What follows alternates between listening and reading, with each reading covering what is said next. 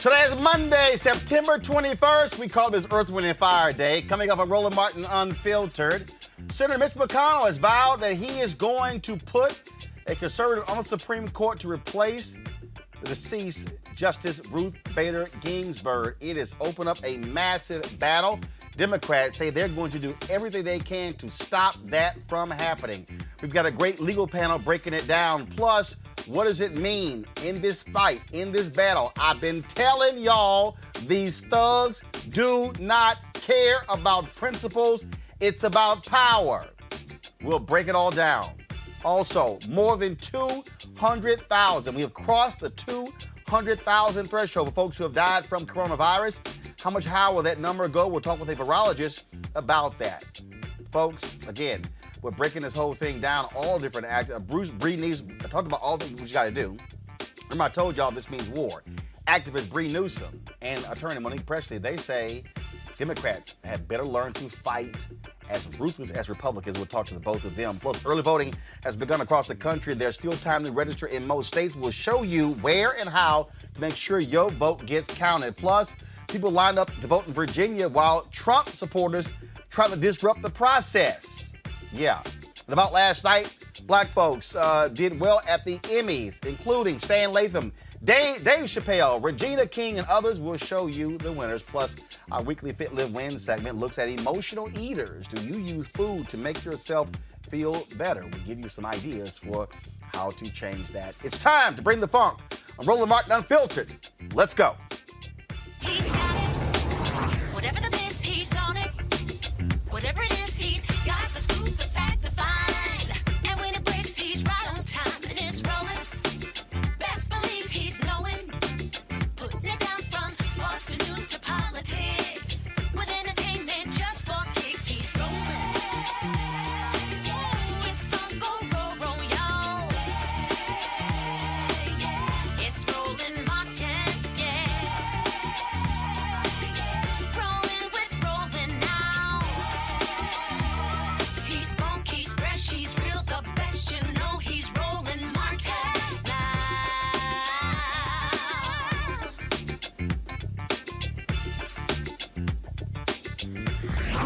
Martin. The death of Justice Ruth Bader Ginsburg on Friday night has opened a massive political fight that will determine the future of this country for the next 40 years. She, of course, died on Friday at the age of 87 from pancreatic cancer. This vacancy, folks, less than 50 days before the election, gives Donald Trump the opportunity to install the third member of the Supreme Court since he has been in the White House.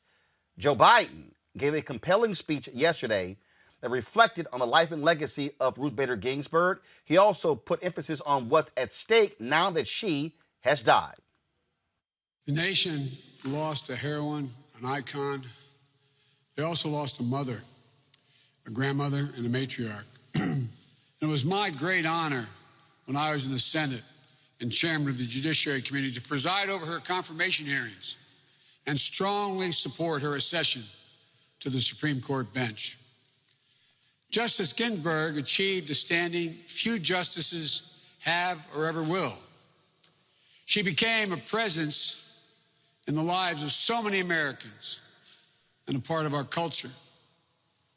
I agree with what others have said, that she did as much to advance the constitutional rights, opportunities, and justice for women as Justice Marshall did for African Americans. Her granddaughter said yesterday, and said publicly, that her dying words were, quote, "My most fervent wish is that I not be replaced until a new president is installed." As a nation, we should heed her final call to us, not as a personal service to her, but as a service to the country, our country, at a crossroads. There's so much at stake. The right to health care, clean air, clean water, the environment, equal pay for equal work, the rights of voters, immigrants, women, workers. And right now, our country faces a choice about whether we will come back from the brink That's what I'd like to talk with you about for a few minutes today. Within an hour of news of her passing, Senate Majority Leader Mitch McConnell said President Trump's nominee to replace Justice Ginsburg will receive a vote in the Senate within an hour of her passing. The exact opposite of what he said when President Obama nominated Merrick Garland to replace Justice Scalia in 2016. At that time, Majority Leader McConnell made up a rule based on the fiction that I somehow believed there should be no nomination to the court in an election year.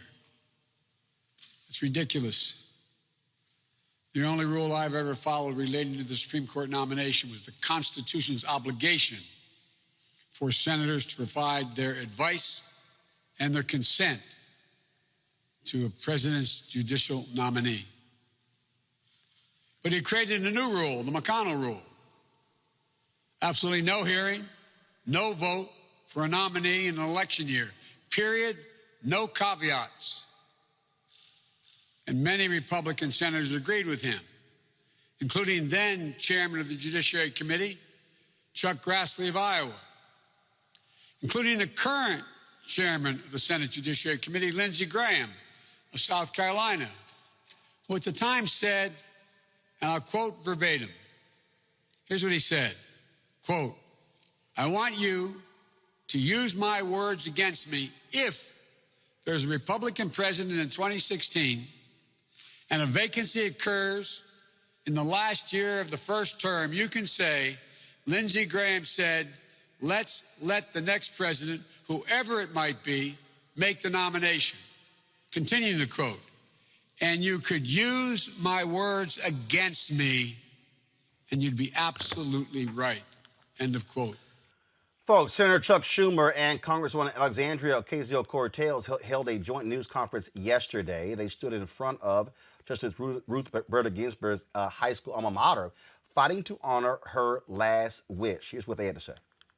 We are here because of Ruth Bader Ginsburg's passing. We are here really for three reasons. To show how unified we are, the Democrats are, in trying to make sure that her legacy is protected. And that's the second reason, to honor that legacy. She was an amazing woman, incredible. In a male-dominated legal establishment, she pushed her way through for brains and strength and fortitude and changed the world for women long before the rest of the world caught up. And when she got to the court, she was able to bring that same equality and strength to so many different people of all different types and kinds. And she was an amazing woman.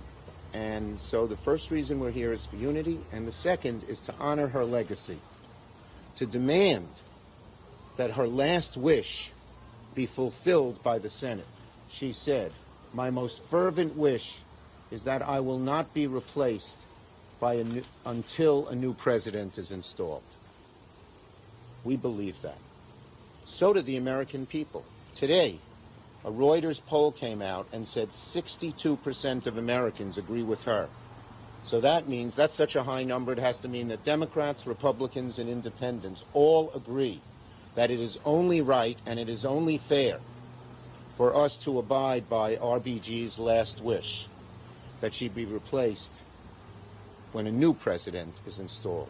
We are here today to make sure that we honor the legacy of Justice Ruth Bader Ginsburg, who came right here and is a product of James Madison High School and is a proud New Yorker and Brooklynite. And it's extraordinarily important that we understand the stakes of this vacancy. Our reproductive rights are on the line. Our labor rights are on the line. Our right to health care is on the line. Labor and union protections are on the line. Our climate is on the line. With an early appointment, all of our rights, the rights that so many people died for, voting rights, reproductive rights, health care rights, all of those rights are at risk with this appointment. And so we need to make sure that we mobilize on an unprecedented scale to ensure that this vacancy is reserved for the next president. And we must use every tool at our disposal, from everyday people, especially in swing states. We need everyday people to call on senators, to call on folks on the bubble, to call Republican senators to make sure that they hold this vacancy open.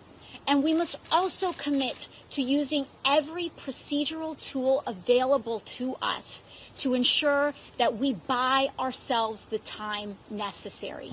We must commit to allowing and to considering and to utilizing every single procedural tool available to us, again, to buy that time. Conservatives are pushing hard for them to confirm a justice before the election. Others are saying wait during the lame duck session. Let's break it down. Kristen Clark, President, Executive Director, Lawyers Committee for Civil Rights Under Law. Janice Mathis, she's Executive Director at National Council of Negro Women. Tricia Hofter, President, National Bar Association, and Barbara Arnwine is President, Founder, Transformative Justice Coalition. Kristen, I want to start with you, and that is when we look at this very issue, we start trying to break this whole thing down. This is about to be a massive fight. Conservatives, they are looking to appoint a young justice. They want to have a 6-3 majority. Forget what they said in 2016. They have thrown those rules out. How do you see this? We're on the brink of a constitutional crisis. We truly are. This is an unprecedented moment in our democracy. We actually have looked back at the history to the founding days of our nation, and never, not once, has there been a confirmation hearing that has taken place as voters were casting their ballots. Election day is not November 3rd. The election has already started. Tens of thousands of people have already gone out and voted during early voting, have cast absentee ballots. And for many of those voters, this is the issue that is number one, that is top of mind. Who are the senators who will provide advice and consent on a nomination? Who is the president who should put forth that nomination? So in a way, we're talking about disenfranchising Americans if we were to proceed with this nomination in an active election moment. And I think that AOC is exactly right, that this is a moment where we have to rise up in ways that we've never done before. We need to make the Supreme Court a front and center issue for us as Black people. And right now, every church, every fraternity, every sorority, every Black business, every healthcare professional should be reaching out to their senator, regardless of whether or not they are Republican or Democrat, and tell them that this nomination should not go forward until this election is concluded, until the voters have spoken, until the people have spoken. This is a life or death issue, whether you're talking about abortion, whether you're talking about voting rights, criminal justice, people on death row. This literally is a life or death issue for Black people. Barbara, we've been dealing with this issue on this show, talking about the judges, talking about the federal bench. Look, It barely came up during the Democratic National Convention. And I think one of the things, Democrats have not been as focused on the courts as Republicans have been. But if you look at the history of African Americans, when you look at dating back to the Civil Rights Movement, look, that was achieved through the courts, which is why conservatives created these think tanks, the Fairless Society, because they knew if you control the courts, you control the laws. Absolutely. And, Mr. McConnell, during this first Trump administration, has been able to put on the court over almost 200 conservative, unqualified judges. And I want to say to, Kristen makes a wonderful point. We need everybody to be active, but let's be very clear. We don't want anyone nominated or confirmed until after the inauguration in January. After the inauguration in January, not after the election, after the inauguration, because what they're hoping to do is wait for a lame duck session of Congress. And during that lame duck session, they're going to try to, after the election, try to push through a confirmation. We want to make sure that Justice Ginsburg legacy is upheld, that the new justice has the ability to walk in her shoes and to represent the many interests and the theoretical, universal framework of equality that she so wonderfully embraced. This though is all about power. This is about power, Tricia. Republicans have made this perfectly clear. Mitch McConnell hasn't cared about anything except confirming federal judges. They want to be able to control the judiciary for the next 30 to 40 years. I have been saying for the longest, trying to explain to people, they've been very purposeful.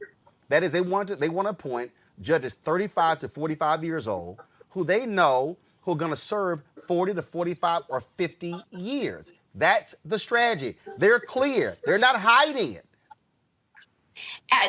Absolutely, Roland. Please feel free to call me CK Roland, but absolutely. They have been saying this forever. And I'm a trial lawyer. I'm president of the National Bar, but I'm also a trial lawyer. And I have seen front center the difference in the courts because I have a national practice. And it's unbelievable, if you are a trial lawyer, the difference in the courts that you see now versus 4 years ago. This is deliberate, this is intentional, and it's by design. So we must go to the polls and speak truth to power. We must not allow this quick process of confirming someone. And that's why at the National Bar Association, we've got over 66,000 Black lawyers and African-American lawyers, jurists, judges, law students in this country. So we've already mobilized 10% of them. That would be over 6,000 of them to be in our nonpartisan election protection effort because we've got to protect the right to vote. Justice Ginsburg was all about the right to vote, protecting women's rights, protecting the rights of the least of these. So as African Americans, as women of color, we must stand and fight for her last word, because that's the right thing to do. We don't need to rush through this process. We need to go through the orderly process to vet the candidates, to have our candidates as well. The National Bar Association and other bar associations, we always have candidates that we propose, that we look at. And even if they're candidates that are proposed, we need to vet them as well, because after all, this is the highest judicial appointment of the land. And we will shape this country if we take it lightly. As everyone has all said, all of these issues are at stake, whether it's human rights, civil rights, labor rights, reproductive rights, the right to live freely in this country. So we can't take it lightly, and we must make sure that we call our senators' offices over and over and over again until we make the point of letting them know that we feel that this appointment must wait until after a new president is installed in January, after January, and not a minute before. And we should respect the wishes of our heroine, our hero, who has meant so much to this country, so much to this country. Janice, I've had people tell me, look, I don't care about the top of the ticket. I want to focus on local issues. And I keep trying to explain to them. I said, Florida's a perfect example. Amendment 4, grassroots initiative, took 10 years. They get it on the ballot. Folks work their butts off to get it. They get it passed. The Republican legislature then passes a law saying you got to pay all your fines and penalties before you get your right to vote. They sue the state. It goes to federal court. The 11th Circuit they vote in favor of the Florida Republican legislature. And I keep trying to explain to people, this is what I'm trying to tell y'all. You can have federal judges who are impacting local issues. And so you can't act as if who's the president has no bearing on the local issues, because the president picks the judges, the Senate confirms the judges, and so who is control of the Senate and the White House can determine what local laws are passed in your particular city, county, or state. You're absolutely right, Roland. It's great to be in the company of these wonderful lawyers who I've looked up to, CK and Barbara, and I know Reverend Jesse Jackson well. And we've heard him say many times, you live but you live under the law. And there are no narrow Supreme Court decisions, and federal courts have awesome amount of power. But it's almost like we're trying to be distracted. The solution to whether we honor Ruth Bader Ginsburg or whether we retake the Senate, both those paths go through the ballot box. If you care about voting rights, if you care about the environment and doing something about these fires on the West Coast, if you care about the Affordable Care Act, if you care about the right to organize, all of those rights and privileges of citizenship get regulated to one degree or another. Even education get regulated to one degree or another by a federal judicial system because there are federal statutes to be interpreted and federal laws to be enforced. So I would just agree the path is through the ballot box.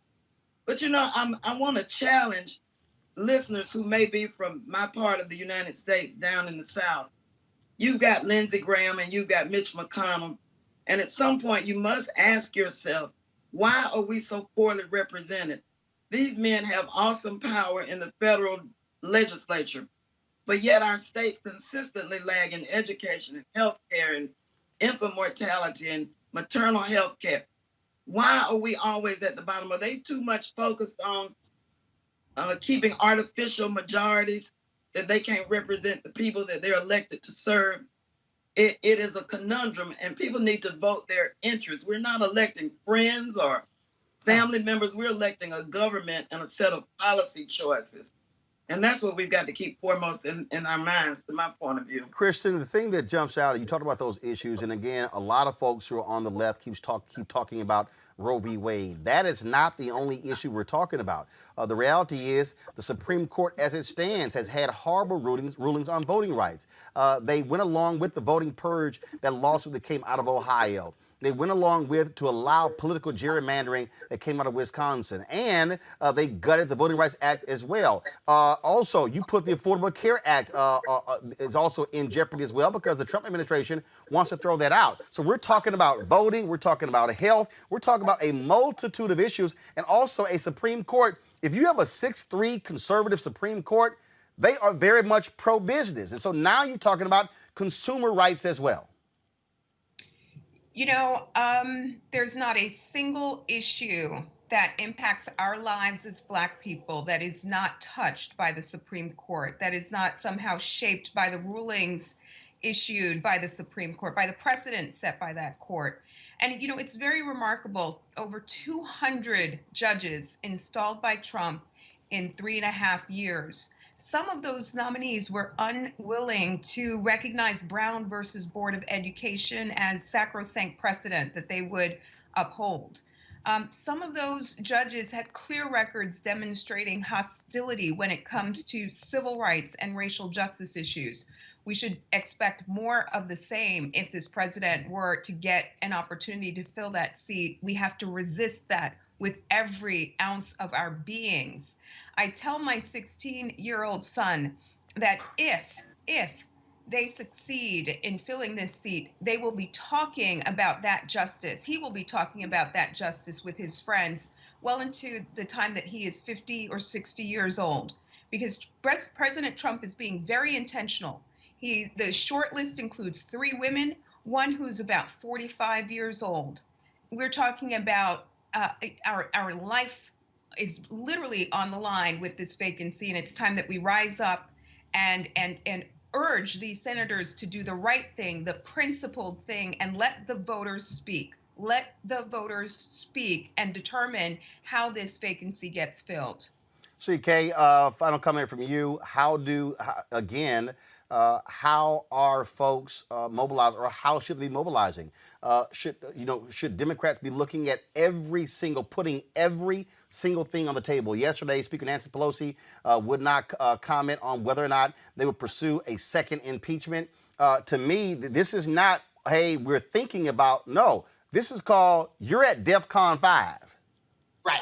We should go for broke. Let me just break it down that way. We should go for broke. We need to act as though our lives depend on this, because in reality, our lives do depend on this.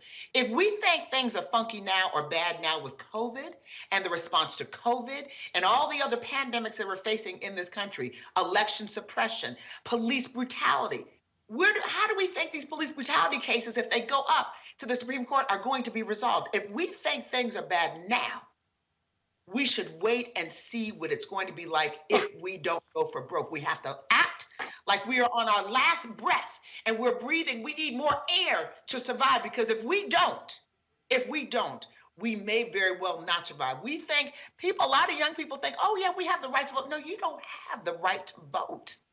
The Voting Rights Act has been diluted. We have to protect the right to vote. We have to fight for the right to vote.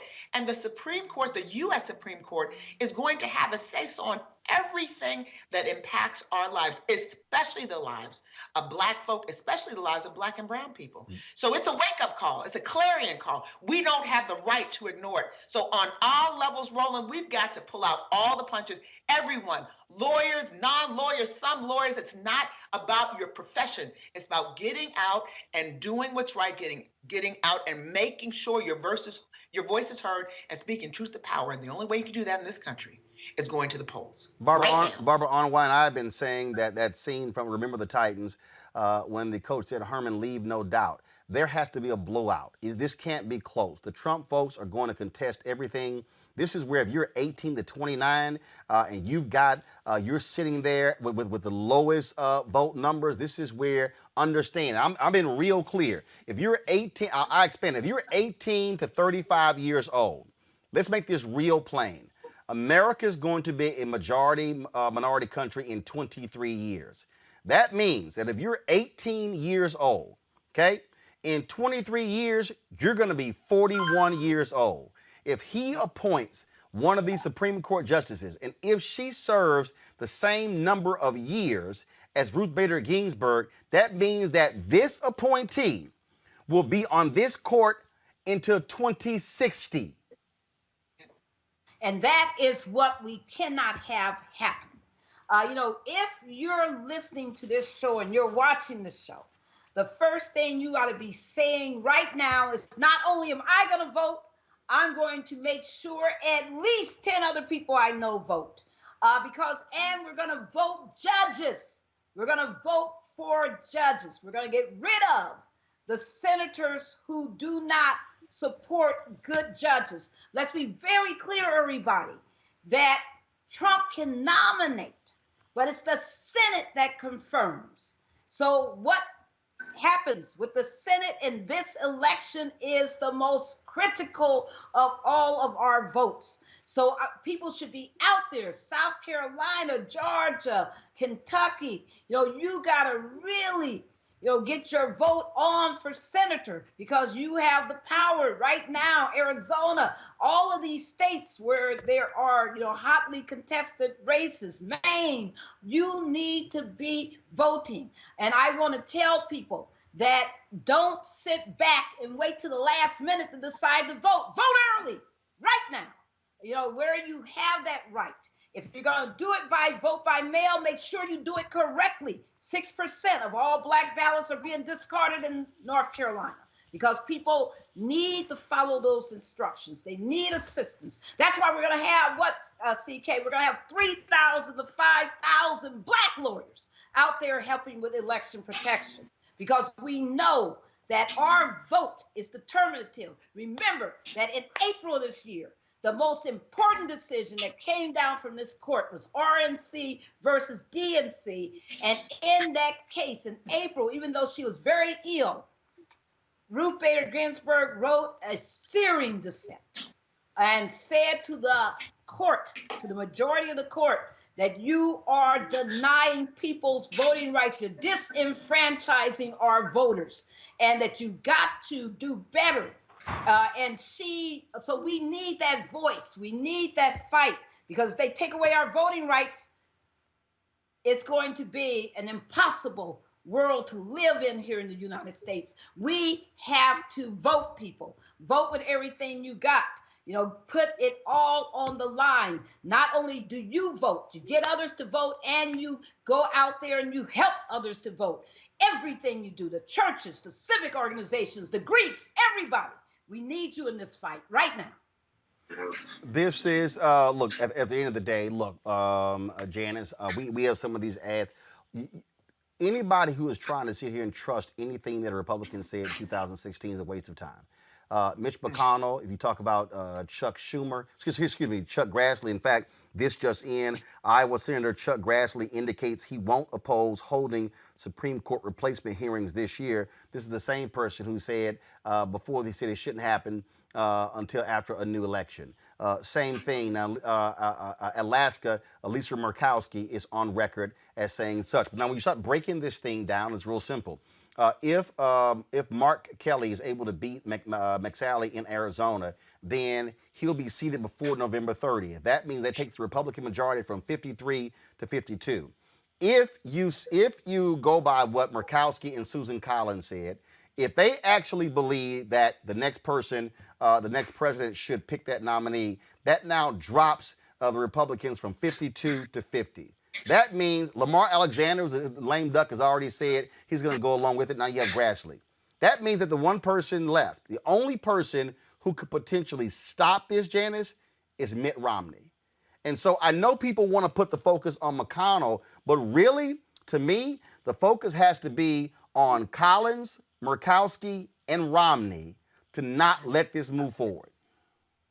Well, I know that it's not a good idea to disagree. I think you're absolutely right about where the focus should be. And the question is whether the voters in that state, his constituents, but I want to say this to those handful of senators who are facing difficult re-election battles, whether you intend to vote with the president or not. The president has demonstrated time and time and time again that he has no loyalty to anyone. Walk that plank with him on this issue of the Supreme Court, and you may lose your seat and the president won't even come to your aid or your rescue. I think that they have to bear in mind that all norms, all bets are off, all norms are destroyed. We are giving up on the idea of equal protection under the law in favor of some kind of oligarchies, giving up majority rule for minority rule.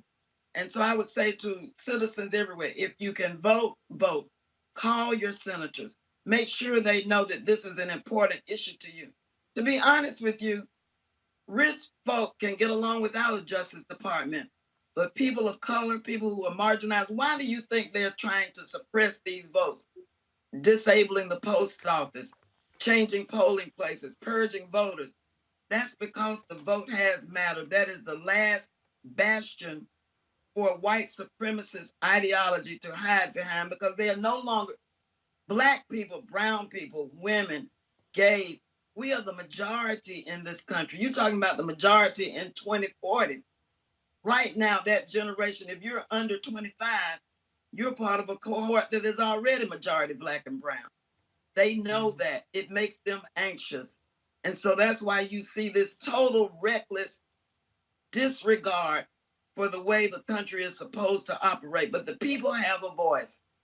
Yes. And my co-panelists have already said that voice is to vote, not just you, but everybody in the House, the Lodge, the union.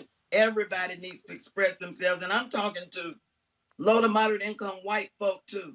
You cannot, if he will let 200,000 people die while he knew that the virus was lethal, do not overestimate how much he cares about you and your family.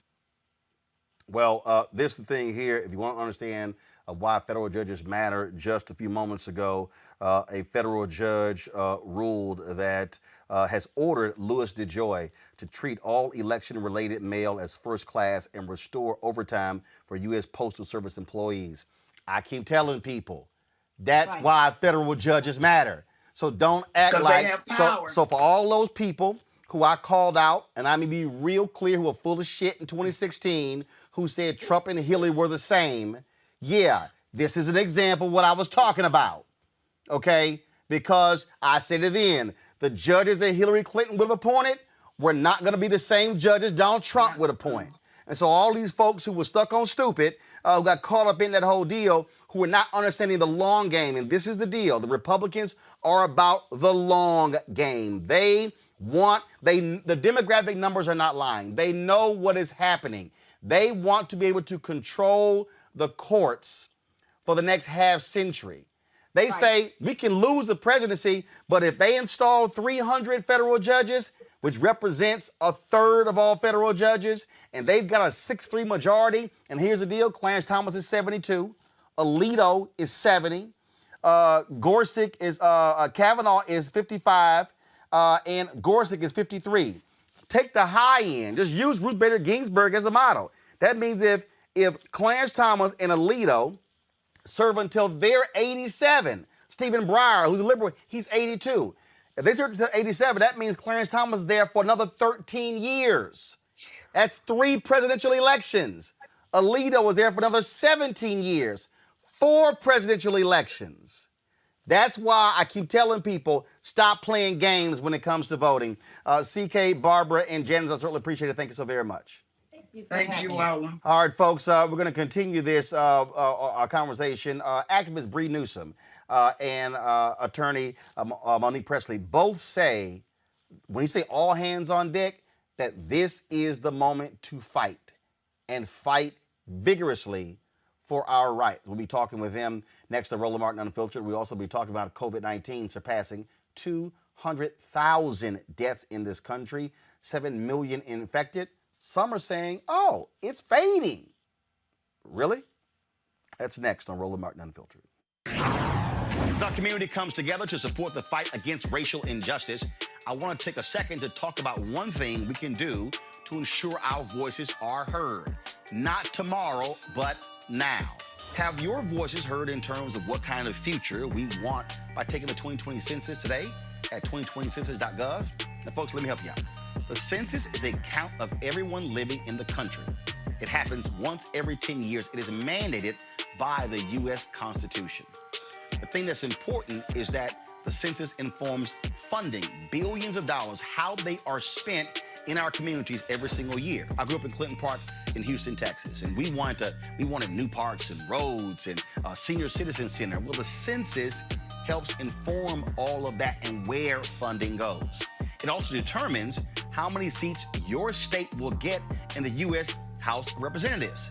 Young black men and young children of color are historically undercounted, which means a potential loss of funding for services that helps our community. Folks, we have the power to change that. We have the power to help determine where hundreds of billions in federal funding go each year for the next 10 years. Funding that can impact our community, our neighborhoods, and our families and friends. Folks, responses are 100% confidential and can't be shared with your landlord, law enforcement, or any government agency. So please, take the 2020 census today. Shape your future. Start at 2020census.gov.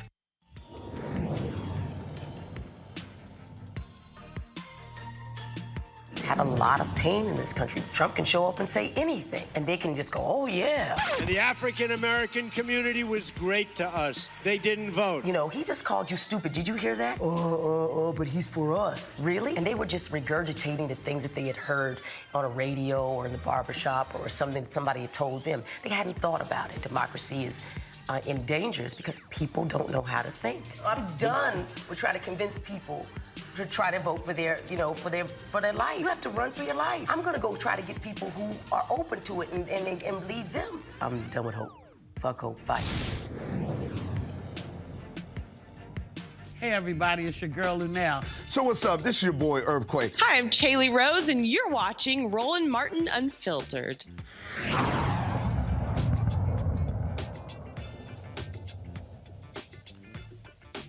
Folks, 42 days until Election Day, but the reality is we've already started voting. Early voting has also been taking place in various states as well. Ballots have gone out 2 weeks ago in North Carolina.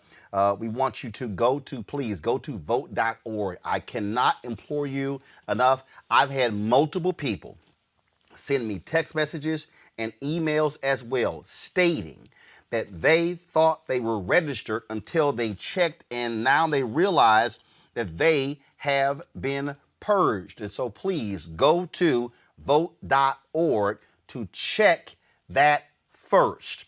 If you have not registered, the deadlines are coming up. You must get registered, folks. This is huge. I'm telling you, you do not want to be waiting. Here are the deadlines. 28 days before November 3rd, Alaska, Arizona, Arkansas, Florida, Georgia, Indiana, Kentucky, Louisiana, Mississippi, New Mexico, Ohio, Rhode Island, South Carolina, Tennessee, and Texas. 20 to 27 days before the election. Delaware, Kansas, Massachusetts, Missouri, New Jersey, New York, North Carolina, Oklahoma, Oregon, Virginia, West Virginia. 15 days before the election, Alabama, Nebraska, Pennsylvania, South Dakota. Folks, that is going, look, we can sit here and talk all day. We can sit here and say, well, hopefully Murkowski, hopefully Romney, hopefully Susan Collins will do the right thing. When you put your trust in them, you got problems. Let's go to my panel. Gary Chambers, Jr., publisher of the Rouge Collection. Dr. Avis Jones-DeWeaver, political analyst. Mustafa Santiago Ali, PhD and former senior advisor for environmental justice with the EPA. This, Avis, is, and again, I have been ringing the alarm and yelling and screaming and been doing this since the moment Trump got elected. All of these damn people out here who was saying that bullshit in 2016, leave the top of the ticket open. Hey, Trump and Hillary, they're the same. They're no different. Guess what?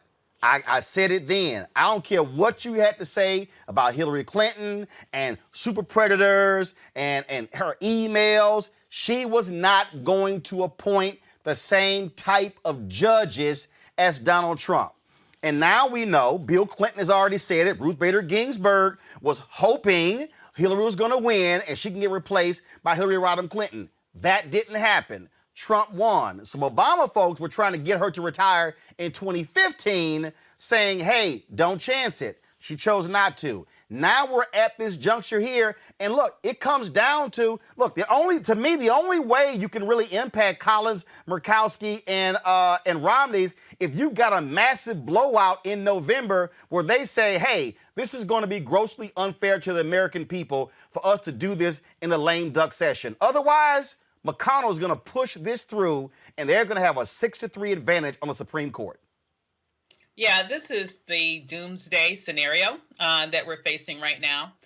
And I completely agree with you. I am still furious. Call me petty, but I'm just going to have to be petty, okay? I am still furious with people who oftentimes, people who have huge platforms. The lack of responsibility that they showed in 2016 is absolutely astounding. And the only thing that's worse than the lack of responsibility they showed by spreading misinformation and potentially influencing God knows how many people to not take advantage of the right that their forefathers fought and died for, and ultimately find ourselves at the place that we're here now, on the verge of losing the Supreme Court for a good 40 years, on top of Black people being twice as likely to die of coronavirus than white folks, and on and on and on and on. The only thing that makes me even more mad than that is the cowardice that we're seeing now by those same people for not even being able to admit that they were wrong, and then to encourage other people today to not make the same mistakes that they made in 2016. You know, none of us are perfect. All of us make mistakes, but adults can admit to their mistakes. And then they learn from their mistakes. And then they share what they've learned with other people so that we don't make the same mistake over again. But by sitting here in 2020 and acting like 2016 never happened, acting like they never said what they said, and allowing other people and not saying anything when we have a new cohort of ridiculousness in this era, telling people basically to do the same thing that they told people to do in 2016, and then not to say anything about that is unforgivable. We need to understand what's on the ballot right now, what's at stake right now. We are facing a situation where it's not only going to impact our lives, this is going to impact our grandchildren's lives. This is not an easy fix. And so what we need to do now is everything humanly possible to make sure that it stops. I don't care what it is. It's everything. It's being in the streets. It's calling your senator. It's voting at massive levels so that there is no room for equivocation in November.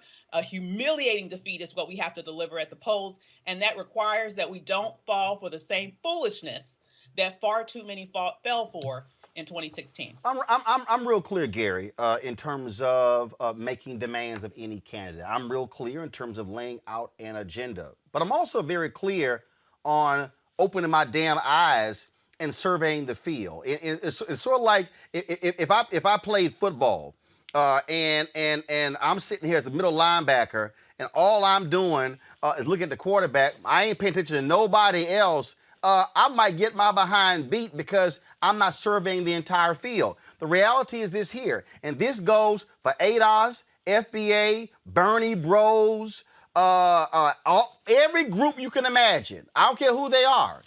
This is real simple. If you actually say you want reparations, you ain't getting it with a 6-3 conservative Supreme Court. You ain't getting it with 300 conservative federal judges. You're not getting it. You're not getting environmental protection. You're not getting voting rights. I mean, we can go down the line of all the stuff that your ass not gonna get if they can, if the Republicans stay in control of the United States Senate. Period. Well, that's all of that's facts, Roland. And you know, elections have consequences. And I think that it was short-sighted and foolish of anybody to, one, not vote in 2016 and to believe that Republicans, for whatever reason, will not get out and support their candidate.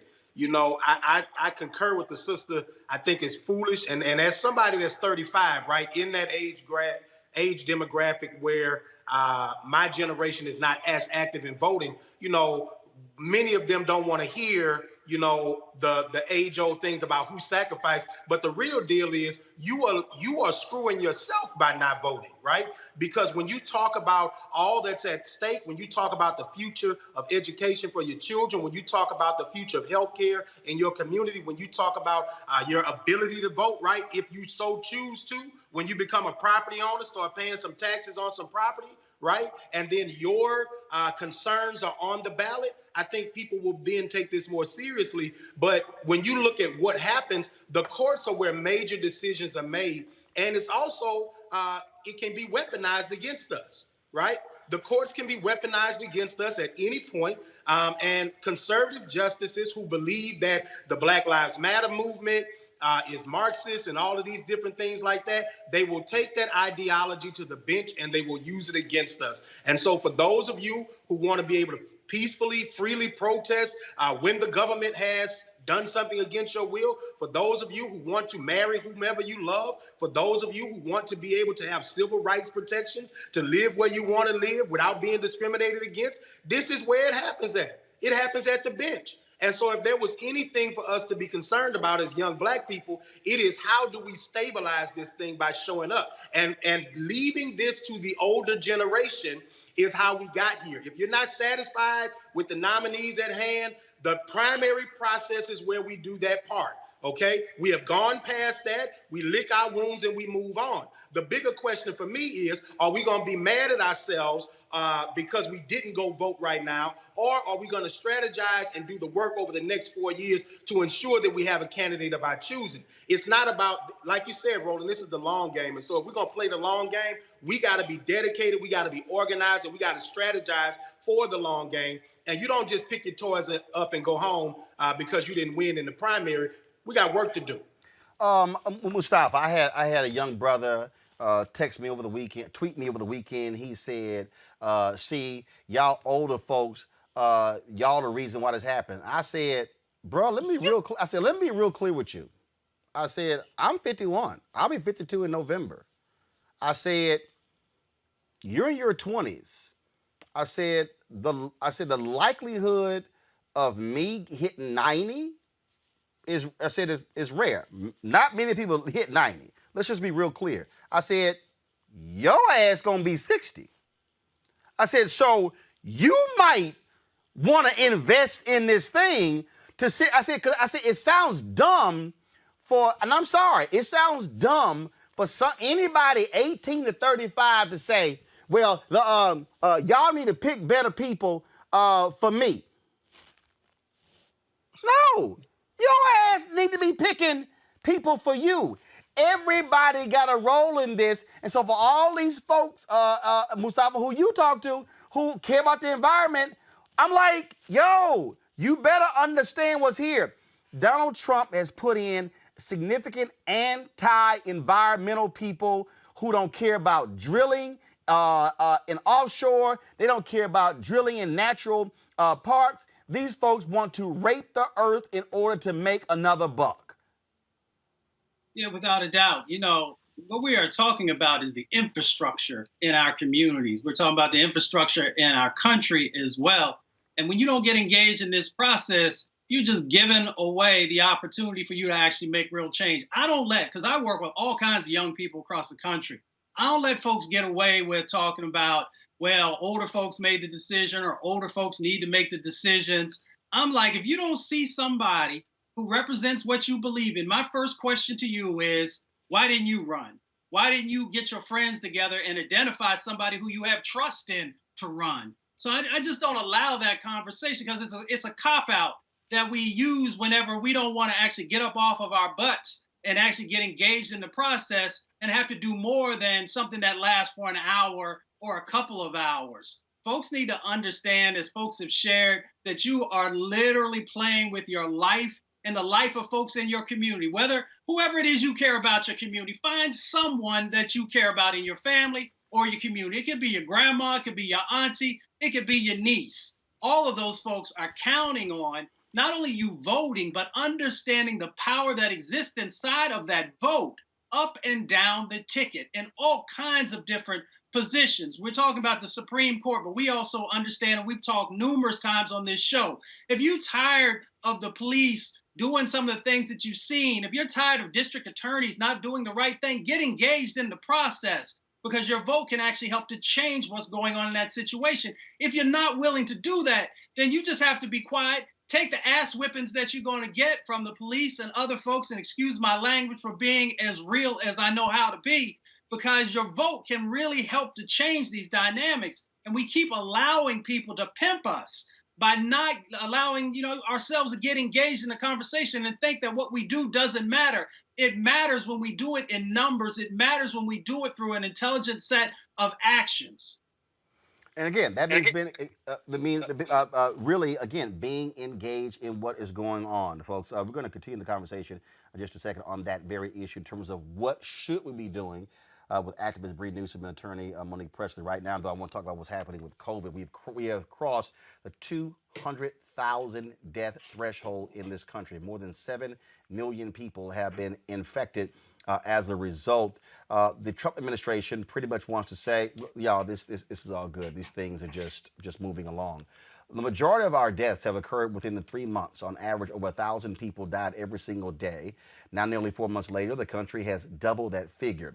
As of Sunday evening, again, the official death toll has surpassed 200,000, the highest death toll in the world. Some experts think the numbers could double before the end of the year, bringing the death toll up to 600,000. Joining us right now is virologist Dr. Cindy Duke. Dr. Duke, I'm sitting here looking at, again, a lot of the people, these critics out here, people who say we're hyping this thing up, who say, oh, this thing is leveling off, that it's dissipating and disappearing. As a virologist, are you seeing that? Unfortunately, no, we're not seeing that. We're seeing in some pockets of the United States where people have taken the precautions seriously, where people are wearing masks, where people are following those guidelines, we are seeing things plateau. But we're still seeing really high numbers in many other places where people are being very complacent with their strategies for protection, wearing masks when they feel like it or not at all. People are taking unnecessary and undue risks at this point in many parts of the country. And unfortunately, what we're seeing is, yes, the United States now accounts for greater than almost 25% of the deaths from COVID-19 globally. One country of almost 200 countries in the world, this one country accounts for 1/4 of the deaths. So again, so the people who say, "Hey, look, it's no big deal," we also are about to go into winter. What must we be preparing for with that? Because now you're talking about mixing COVID and flu, mixing COVID and pneumonia.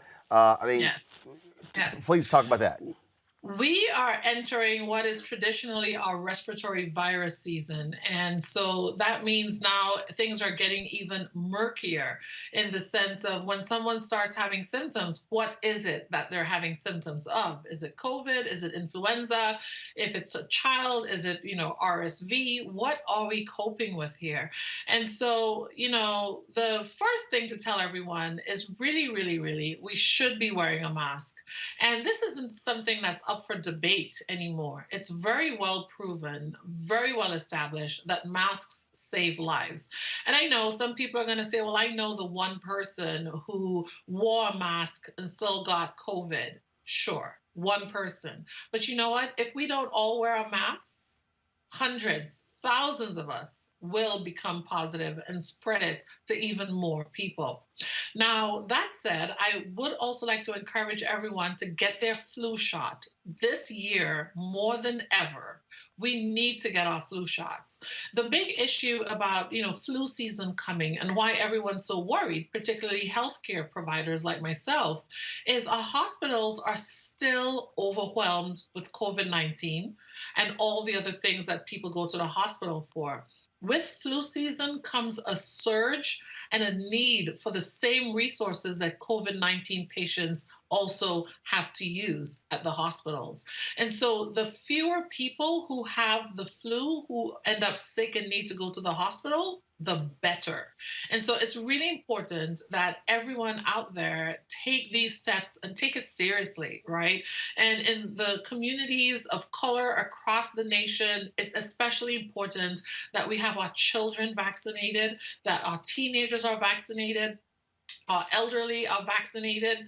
We need flu vaccine drives just as much as we're doing drives to get people tested, to encourage people to wear masks when it comes to COVID-19. We need them to get their flu shots as well. All right, then. Well, Dr. Cindy Duke, look, we certainly hope people take that advice. Take this thing seriously. It is still real. We want them to understand that. So we certainly appreciate it. Thanks a lot. Thank you so much. All right, then. Folks, how hard do we fight? And what must we do? We'll talk about that next with activist Bree Newsom, attorney Monique Presley, as well as our panel, right here on Roland Martin Unfiltered. As our community comes together to support the fight against racial injustice, I want to take a second to talk about one thing we can do to ensure our voices are heard. Not tomorrow, but now. Have your voices heard in terms of what kind of future we want by taking the 2020 census today at 2020census.gov? Now, folks, let me help you out. The census is a count of everyone living in the country. It happens once every 10 years. It is mandated by the U.S. Constitution. The thing that's important is that the census informs funding, billions of dollars, how they are spent in our communities every single year. I grew up in Clinton Park in Houston, Texas, and we wanted new parks and roads and a senior citizen center. Well, the census helps inform all of that and where funding goes. It also determines how many seats your state will get in the U.S. House of Representatives. Young black men and young children of color are historically undercounted, which means a potential loss of funding for services that helps our community. Folks, we have the power to change that. We have the power to help determine where hundreds of billions in federal funding go each year for the next 10 years. Funding that can impact our community, our neighborhoods, and our families and friends. Folks, responses are 100% confidential and can't be shared with your landlord, law enforcement, or any government agency. So please, take the 2020 census today. Shape your future. Start at 2020census.gov. Hey, what's up, y'all? It's Lorenz Tate. You only have one vote. Use it. Hey, I'm Antonique Smith. Hey, I'm Arnez J. Hi, this is Cheryl Lee Ralph, and you are watching Roland Martin Unfiltered. I mean, could it be any other way? Really? It's Roland Martin.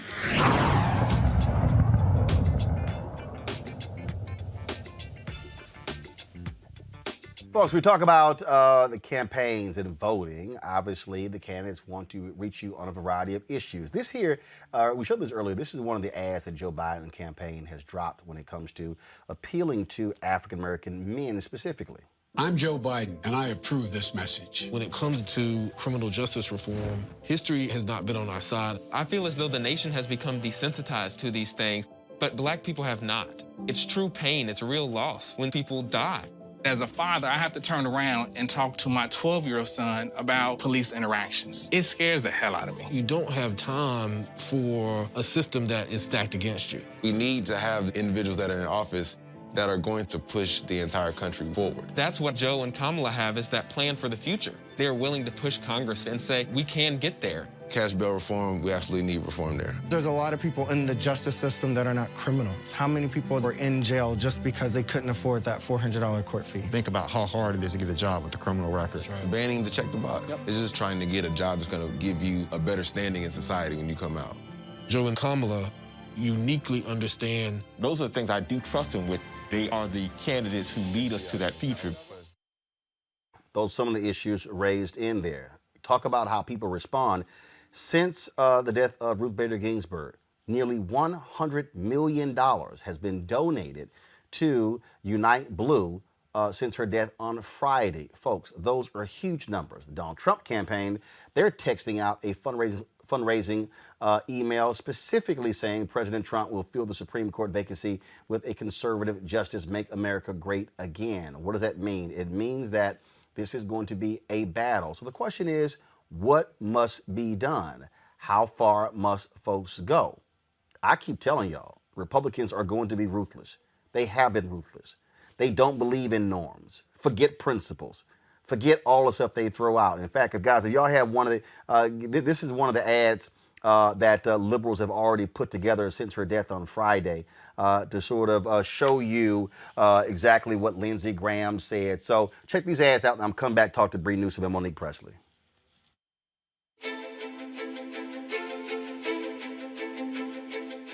I want you to use my words against me. If there's a Republican president in 2016 and a vacancy occurs in the last year of the first term, you can say, Lindsey Graham said, let's let the next president, whoever it might be, make that nomination, and you could use my words against me and you'd be absolutely right.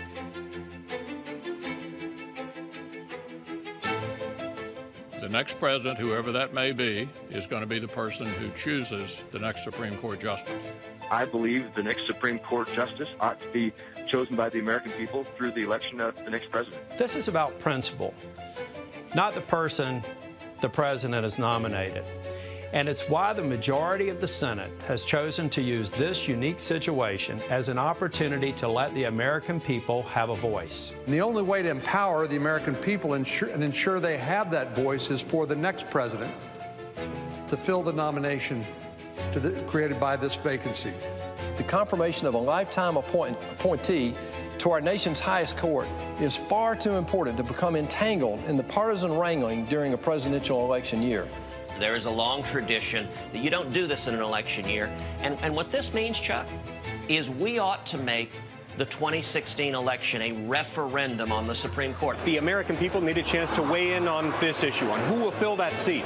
They'll have that chance this November, and they ought to have that chance. The people deserve to be heard, and they should be allowed to decide through their vote for the next president the type of person that should be on the Supreme Court. You can't have one rule for Democrat presidents and another rule for Republican presidents. If an opening comes in the last year of President Trump's term and the primary process is started, we'll wait till the next election. And I've got a pretty good chance of being the judiciary. You're on the record. Yeah. All right.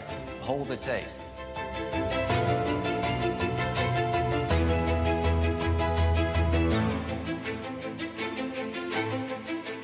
This is the last year of a lame duck president.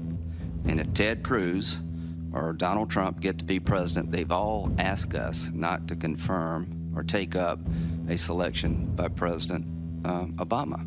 So if a vacancy occurs in their last year of their first term, guess what? You will use their words against them. I want you to use my words against me. If there's a Republican president in 2016 and a vacancy occurs in the last year of the first term, you can say, Lindsey Graham said, let's let the next president, whoever it might be, make that nomination, and you could use my words against me, and you'd be absolutely right.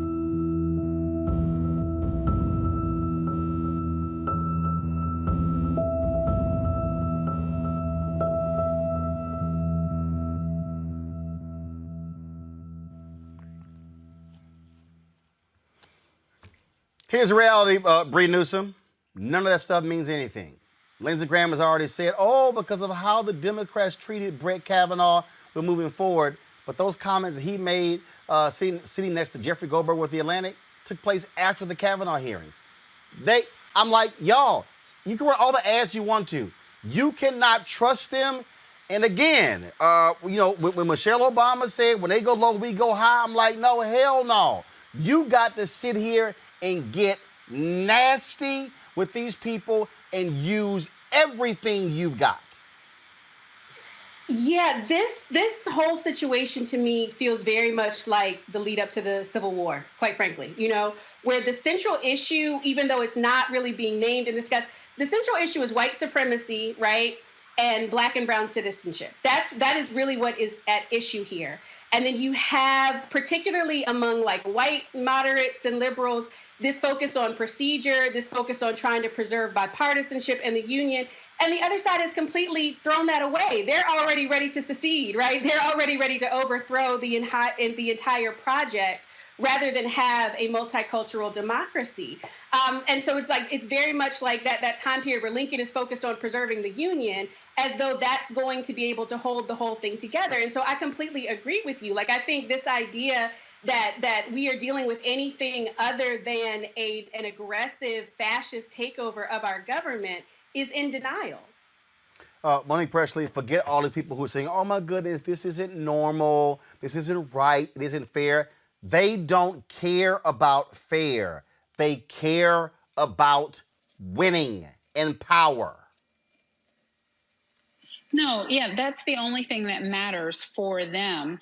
And I agree with Bree. I saw the thread that she posted on Twitter earlier today, and it was historical, but it was also present in that it was kind of an action call. We have to get where they are, and I don't know why we're late.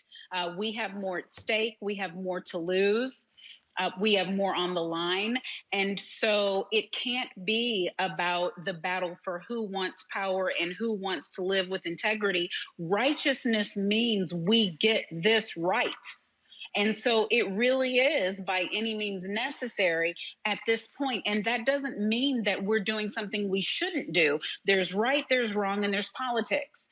If you can't play in the political lane, then you have missed the entire thing. So I need the people who are supposed to be leading us, who we have elected to office, to do their jobs as politicians who've been there for 10, 20, 30, 40 years and get this done for Black and brown women, for people who are poverty stricken, for people who will be the most affected if the Supreme Court ends up being a 6-3 in favor of conservatives. Bree Newsom, you tweeted this here. The liberals and moderates making arguments about what constitutes proper and normal procedure because they think that's the number one concern in the midst of a fascist coup and genocide are the ones who will get us all killed. You also said, I've never seen a group of people so desperate for camaraderie with an opposition that keeps telling them to go F themselves.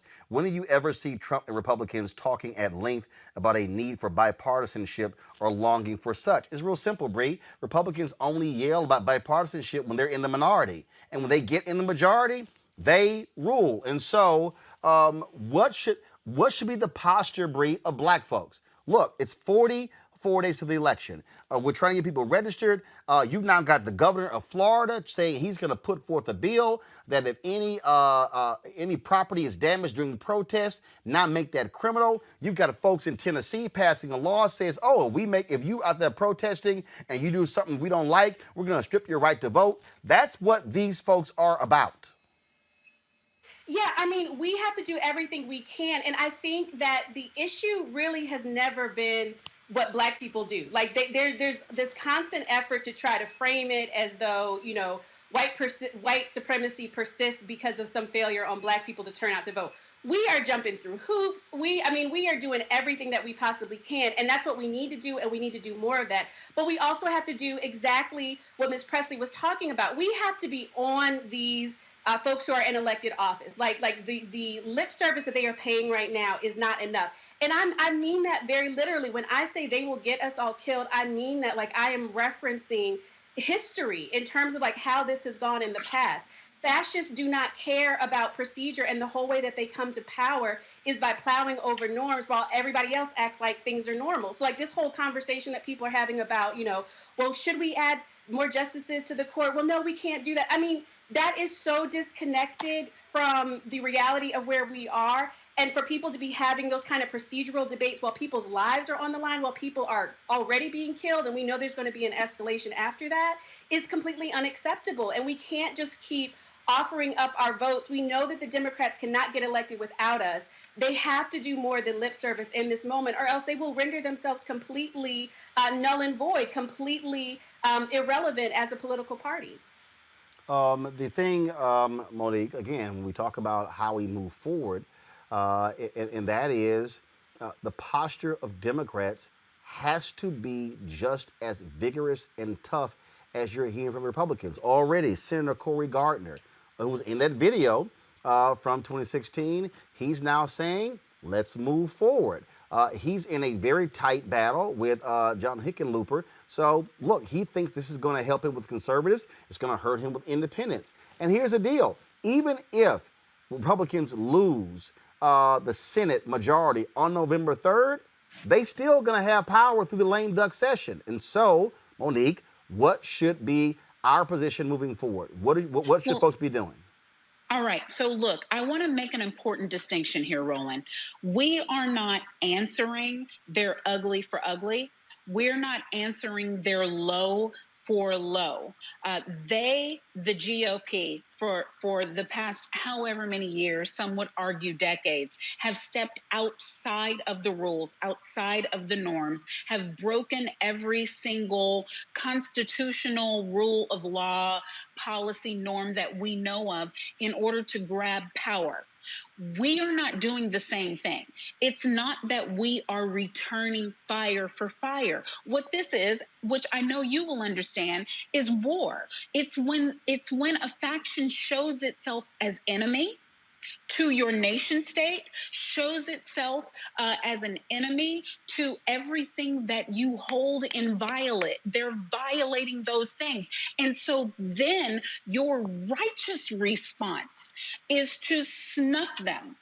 That's the only thing that you can do. The only thing that you can do is snuff them out. I don't know if y'all lost me or not. The only thing you can do then is respond by canceling and annihilating the threat. It's not they did this, so we do that. So directly to your point, it's not we march and or we protest and or we make it to the backdoor meetings and or we vote in high numbers and or we have to do all of those things. We've got to call Gardner, Collins, McSally, you name it. I'm not giving up on Lamar Alexander, even though he said something, whatever. We put all the pressure there and we turn out in high numbers. And hey, maybe we explain to Donald Trump with programs such as this. Right now, dude, you're a punk. I mean, Mitch is running the show. He doesn't care if you get elected or not. Do you know that? He only wants his Supreme Court justice. That's all he wants. You can go down the tubes. Is that really the way that you want to end your presidency? You got what Mitch wanted and then you had to say bye-bye.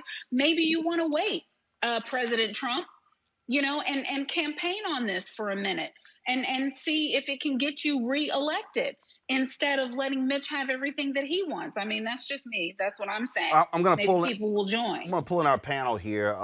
Gary Chambers, look, as somebody who has been out there, who's an activist, meeting with people, again, what should somebody watching right now? They're in Detroit, they're in They're in Charlotte. They're in somewhere in Alabama. They're in Florida in terms of what they should be doing. Because the reality is this. If you just want to sit there on Twitter and complain, then all you're doing is just wasting your time. There has to be, this is where activists, the word comes in, it's called, this is where you activate.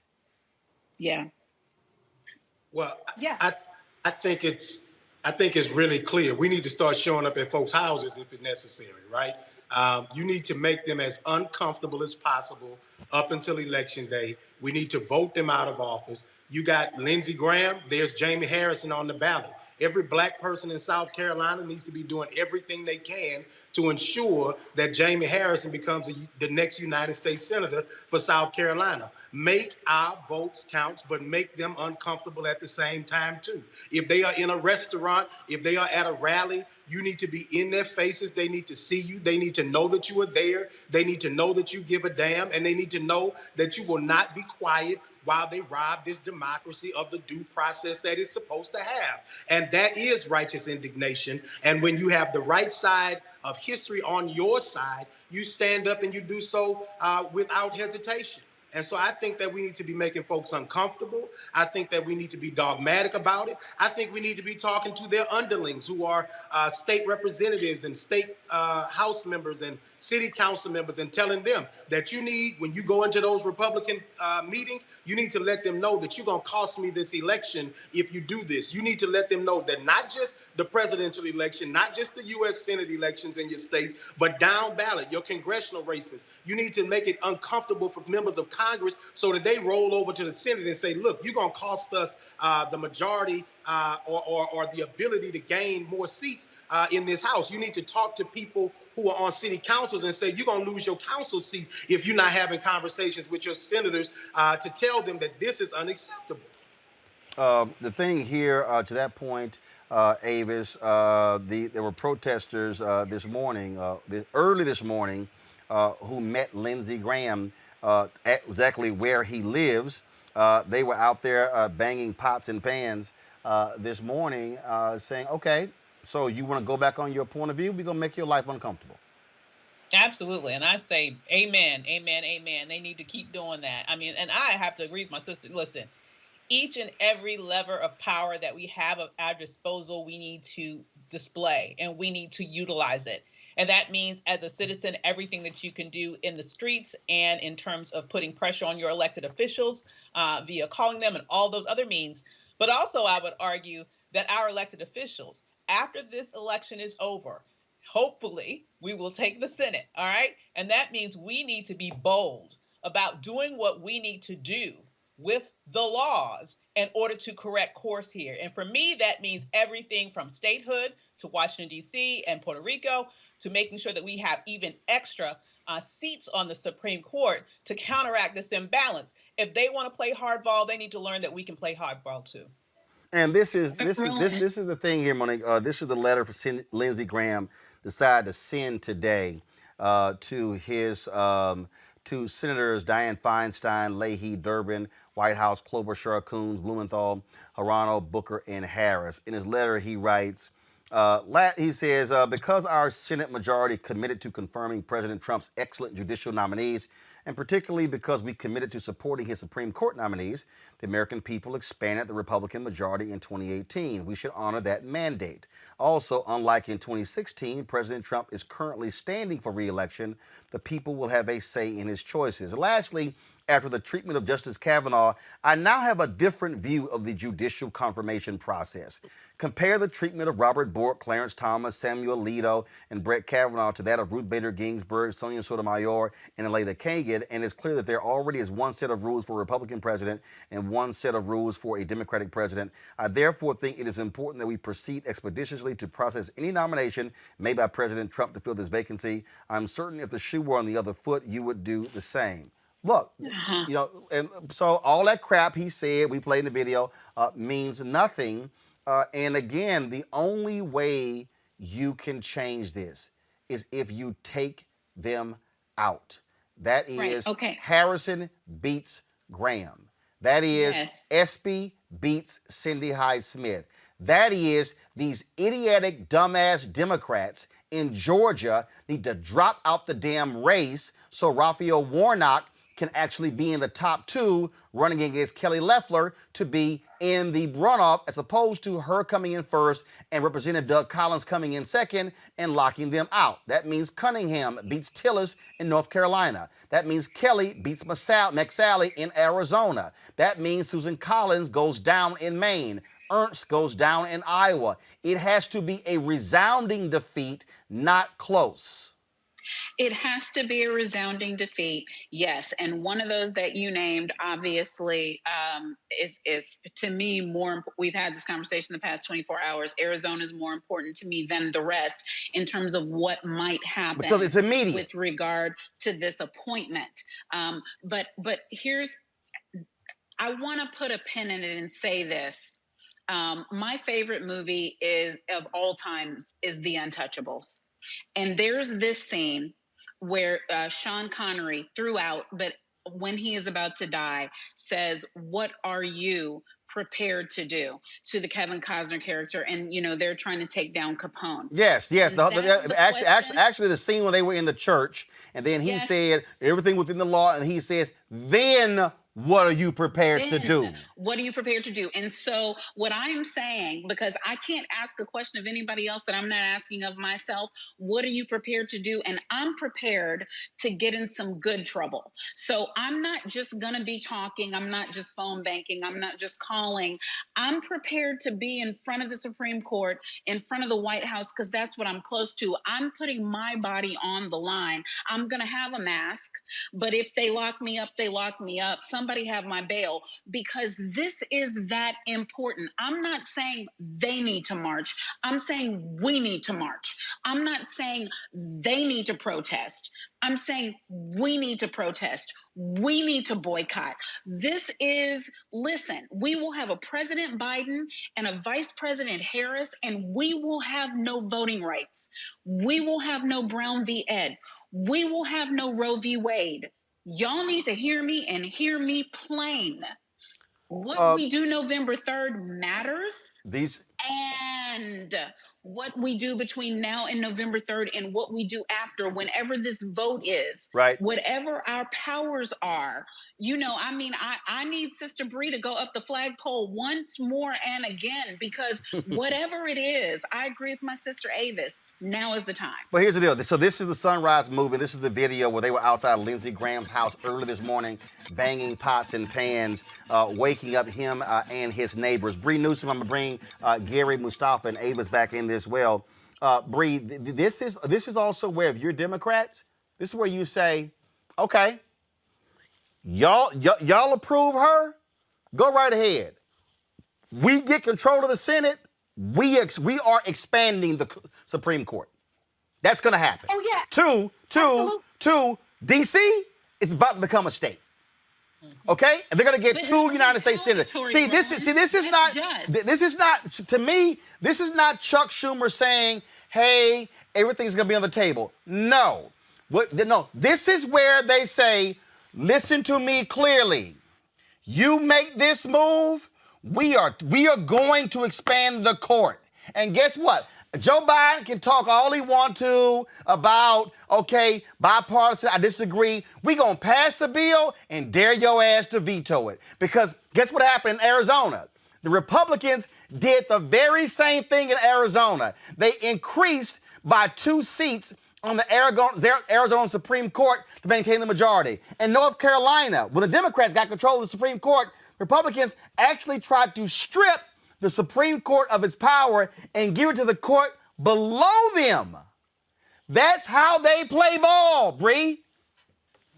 Absolutely. And again, going back to like the historical parallel of the Civil War, we have to remember it wasn't Lincoln that forced slavery as an issue. You had to have people like Frederick Douglass. You had to have people who really understood what it was about and who forced the issue to be the central issue and who forced the decisions to be made. And that is exactly what we are going to have to do in this moment. And I think it's important for everybody to mentally, spiritually, whatever you got to do, emotionally, prepare yourself for the reality. This is not going to be over on November 3rd.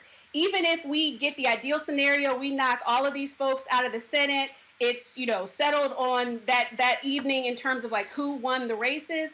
We already know what these folks are capable of in the opposition. Again, this is a country that has fought a civil war over the issue of keeping us enslaved. This is a country where just 50 years ago, we had a prolonged fight to gain the civil rights that we have. And this is a country where they have been spending the past decade or so more than the past decade or so, trying to undo all of that. They are not just going to simply pack up their things and go home. So we have to be prepared to do all of those things. And we have to be prepared, exactly like you said, to push the agenda. It doesn't matter what the white moderates decide they're going to do. I mean, they are so focused on trying to maintain this mythical bipartisanship that does not exist with Republicans. They're more focused on that than the issue of making sure that we aren't killed, and then the issue of making sure that we have voting rights and all these other things. So we have to be prepared as Black people, as brown people, to advance this agenda and to exercise every lever of power that we have. And this right here,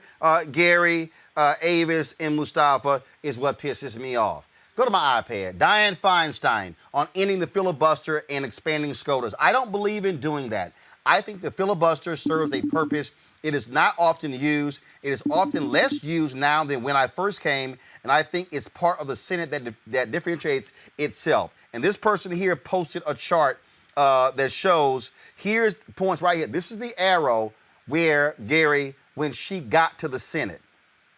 That's how much closer was being used. Look how it spiked from 2011 through 2016. Oh, Gary, I wonder who was president during actually, it began to spike right around 2007. I wonder who was president from 2009 to 2016. What the hell is Feinstein talking about? We have a real problem with, I respect institutional knowledge, right? But there comes a point when that same institutional knowledge that people have becomes a problem or a hindrance to the progress of all people. And so anybody who's saying that we need to keep things as they are, we are not in normal times. And as the sister said, we are at war. This is a war of resources. This is a war for the courts. This is a war for our democracy. And if you're Black, this is a war to live. And so I just can't understand how Democrats continue to play these games. But the truth is, Dianne Feinstein's life isn't on the line at this ballot because she knows she's going to be okay because her wealth and her privilege protect her. But for those of us who don't have that luxury, we are at war and we need to act accordingly. Mustafa, look at this here. Adam Jenelson tweets, no idea what Feinstein is talking about here. She was elected in 1992. In her first 2-year session of Congress from 93 to 94, there were 80 filibusters. From 2013 to 2014, Democrats' last 2 years in the majority, there were 252 filibusters. The reason there were 100 judicial seats waiting for Donald Trump is because Mitch McConnell blocked them. And then you have these Democrats who are like, oh, I saw them this weekend. We should be blaming Harry Reid, but that's the reason we're here. I'm like, you dumbasses are idiots. It didn't matter what Harry Reid did. If Harry Reid kept it at a 60-vote threshold, when Mitch McConnell took over with Trump after 16, they would have dropped that 60-vote threshold in a heartbeat. So it comes down to this. Folks need to stop being so soft. If you remember the Tea Party movement, when they used to come into events, they used to shut stuff down. And folks is running around talking about, well, why would they do that? Why are they being so boisterous and all these other types of words that they were using? If you remember just not that long ago, when Republicans ran up into Michigan State House with guns and shut stuff down, that's the reality of the mentality that they deal with. If they see something that they want, they go get it, and they go get it no matter what the cost is.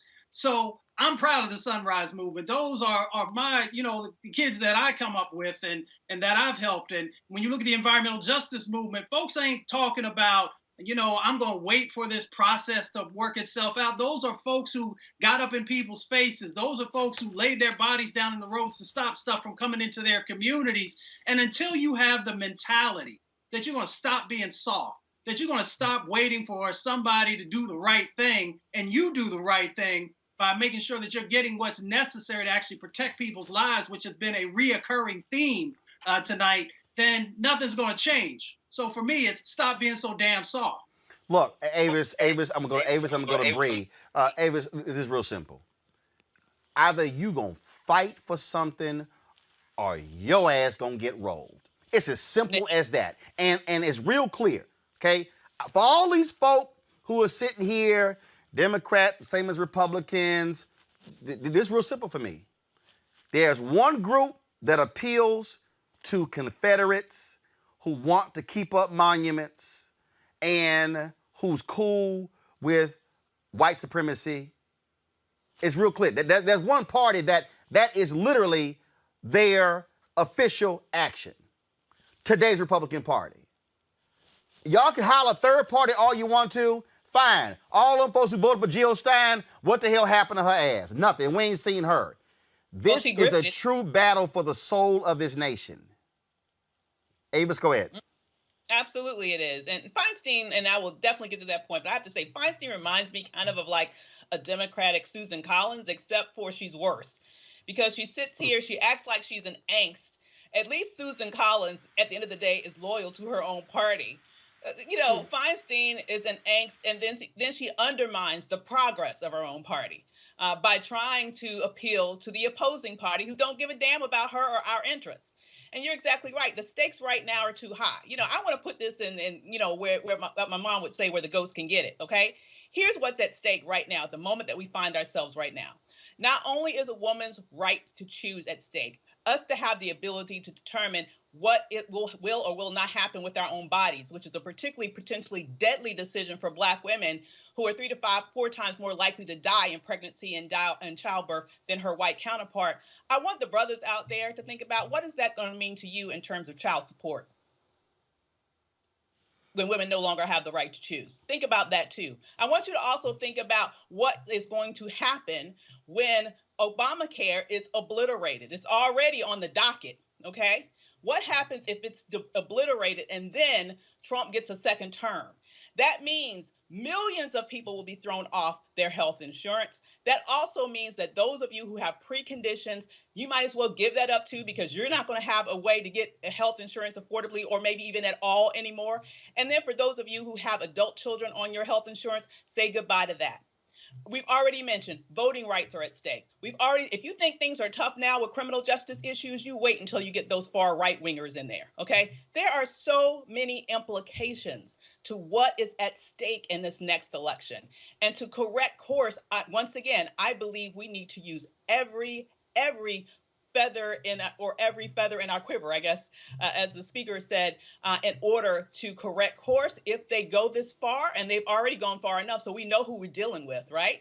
And that to me means taking charge when we get in the Senate, which means getting everything in order to make sure that we correct course from everything from the Supreme Court all the way to statehood, DC statehood, and everything in between, because we cannot let these people drag this nation down into an autocracy, because that's exactly what they're trying to do. Bree Justin, a federal judge in Battleground, Wisconsin, extends the deadline to receive absentee ballots for 6 days beyond the election there. Again, why judges matter. One of the other reasons, Bree, why they want this Supreme Court justice seated before the election is because if this thing turns out to be like the year 2000, which is also why I keep telling every person with, you got to leave no doubt, they want another Bush v. Gore, where a 5-4 conservative Supreme Court gives the election to the Republican nominee. Donald Trump literally said it this weekend. And so for people who are acting like there's no biggie, it's game on. And let me be real clear, Bree, you can speak to this here. I may give you a final comment, Monique. For every single one of these punk-ass black men who are falling for this nonsense about the First Step Act, let me remind y'all that it is a conservative state Supreme Court in Louisiana that affirmed a life sentence for the brother who was accused of stealing some shears. It is the state Supreme Court in Florida that affirmed the Republican law that allowed them to invalidate Amendment 4, saying you got to pay all your fines and penalties. It is the state Supreme Court in Texas the state Supreme Court in Mississippi, the state Supreme Court in Alabama, the state Supreme Court in Georgia that's rendering decisions that are negatively impacting black people. And so y'all can give Trump all the credit. And in fact, you can try to give him credit for the First Step Act, but if it wasn't improved by Senators Cory Booker and Senator Kamala Harris and Senator Dick Durbin in the Senate, it wouldn't even been that strong of a bill. And so folk better recognize y'all playing games with the future lives of your black children by supporting these thugs. Again, I will end with where I began. This is about the modern Civil War. This is about white supremacy, right? The people who are supporting Trump, the folks who want to preserve the white, this is like a white country, right? They are very clear on what they are doing. I have been saying for some time now, this man is not going to leave office, and we need to be prepared for that too. He's not just going to pack up his bags and leave. They are already laying the groundwork for him to refuse to leave office. So anybody, if you are not understanding that, if you are not understanding that this is about white supremacy versus black freedom, and that is exactly what is playing out in this election, that is what is playing out in this era, then you are completely lost and not understanding what is happening right now. And I don't care how everybody keeps framing it and trying to talk about it as though it is all these other things. That is the central issue. This man was elected in the aftermath of us electing the first black president because it scared them in terms of not only the possibility of having a black president, but what that said about the changing electorate, what that said about the changing attitudes in America. And they are going overboard. They are fighting to the death. They are fighting to the death to preserve this idea of a whites-only nation. If we are not understanding on our side what we are fighting for, then we are going to be completely lost. That is what is at stake right now, not just in the election, but being prepared for the aftermath of the election when they refuse to accept the results. We have to be prepared for this long haul and go for every tool in the arsenal. The last thing I will say is very much like in my mind, like if you're going up against a military that has an army, right, a navy, an air force, and you're standing on your side talking about, well, are we just going to use the army or the navy? You are not going to win that war. We have to understand this has been a war against us, and that is what we are facing right now. And if things don't go the way that we need to, we have to be prepared to shut it down. We never voted our way into freedom. We didn't vote our way out of slavery, and we didn't vote our way into civil rights. I mean, we have to remember this history, and we have to carry this history with us so we can understand what to do right now. And the reason, look, some of y'all brothers who are on YouTube who getting all this salty, that ain't my point. If I ain't talking to you, I ain't talking to you. What I'm talking about, Monique, are the people who are falling for the okie doke. Are the individuals out there who are saying, oh, but my finances are just fine. Yeah, but the finances of your children not going to be fine with the actions they are taking. It's abundantly clear. I've been yelling this for years. They want to control policy making through the courts for the next 50 years because they're still pissed after the civil rights movement and how the courts rule in favor of black people, Monique. There are people who aren't going to care that Brown versus Board of Education may be turned back. People who aren't going to care that we may never the John Lewis Voting Rights Act. There are people who even aren't going to care. They maybe don't want to have any more children or anybody in their family, so they don't care about Roe v. Wade. But when they think about pre-existing conditions, when they think about the Affordable Care Act, and when they think about the votes that are coming very soon, pre-existing conditions in the land of COVID, in the land of this pandemic, means not just that 200,000 souls have been lost, but that millions of people have been infected and inflicted with this illness, and that the ramifications are yet unknown. So when you think about being interested in judges and a Senate and a president who doesn't want you to have health care, what you really are saying is you think you came through COVID okay, but 3 weeks from now, 3 months from now, 3 years from now, your throat still hurts. You still get chronic headaches. You don't have a sense of smell. They're going to tell you that you don't have insurance for that. Does that matter to you, for your mother, for your grandmother, for your children?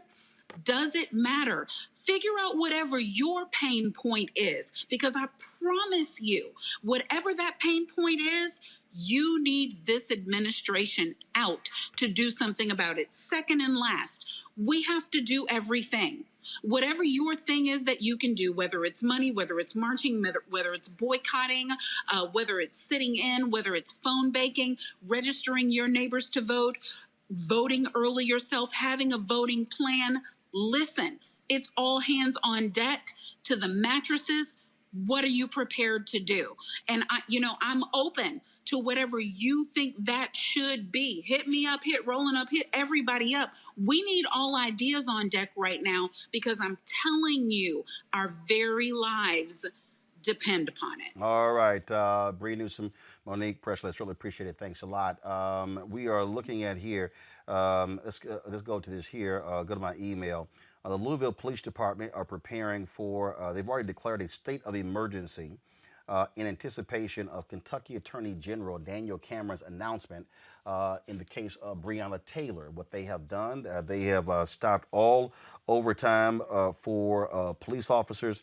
Already they're boarding up buildings there as well in Louisville. There are people who believe, Gary, that what this means is that Daniel Cameron, the Kentucky Attorney General, black Republican Attorney General, is going to announce no charges against the 3 officers involved in the shooting death of Breonna Taylor.